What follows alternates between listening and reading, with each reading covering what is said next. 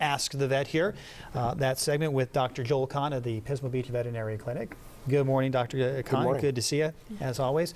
So today you're talking to us about lab work and how sometimes it's recommended that you do that even if your pet isn't necessarily feeling ill or looking ill. That's right. So I get questions from a lot of clients, you know, if they come in for a routine checkup and we recommend doing some blood work or urinalysis, why do I need to do this if my pet's healthy? And the biggest answer to that question is, well, your pet can't talk. That's right. And so, you know, because I have some owners say, well, I don't even get my own blood work run, you know, more than once every 5 years. But part of that is because you're picking up on subtle symptoms in your own body. You know, if something's not working right, you're not feeling well, you're going to seek a doctor. In an animal, we rely upon lab work to pick up on these subtle changes that may show up in the labs before the animal manifests with really severe symptoms. So it's really important to kind of run this stuff, even in a healthy pet, to see if there's something that may be going on, because your pet can't talk. The other thing is that we like to establish a baseline. If you think about it, in humans, we're all pretty similar. But in veterinary medicine, we're dealing with different species, dogs that range in size from 1 pound to 180 pounds, and so their lab values may be significantly different. So when we run lab work, looking at maybe kidney values or electrolytes or whatever, we're given back a reference range, but it's a reference range that's an average taken amongst all these different species and pets. And so your animal may be considerably different.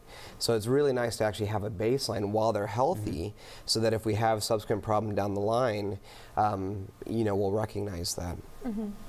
Liver and kidney function, of course, that's the main reason we run some of this blood work.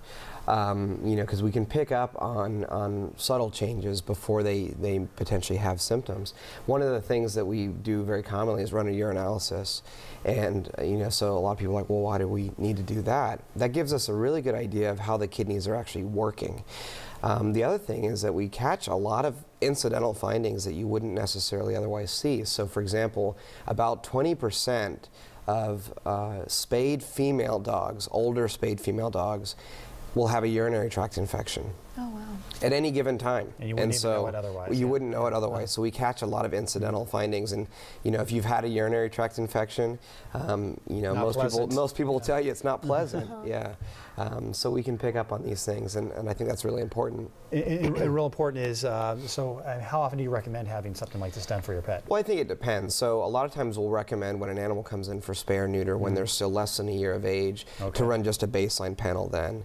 And because in those cases we're picking up on congenital issues. For example, in small breed dogs, Yorkies are kind of the poster child for this.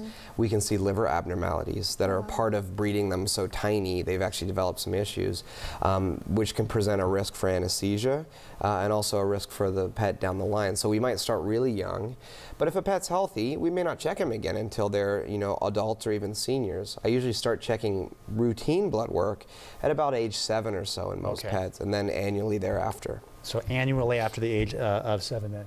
That's a pretty decent rule of thumb. Obviously, if they're sick or having issues going on, we may recommend it more frequently. We appreciate that. Dr. Joel Conn, Pismo Beach Veterinary Clinic with Ask the Vet here. We'll see you again here in a couple of weeks. All right, stay with us. Your Central Coast News will be right back.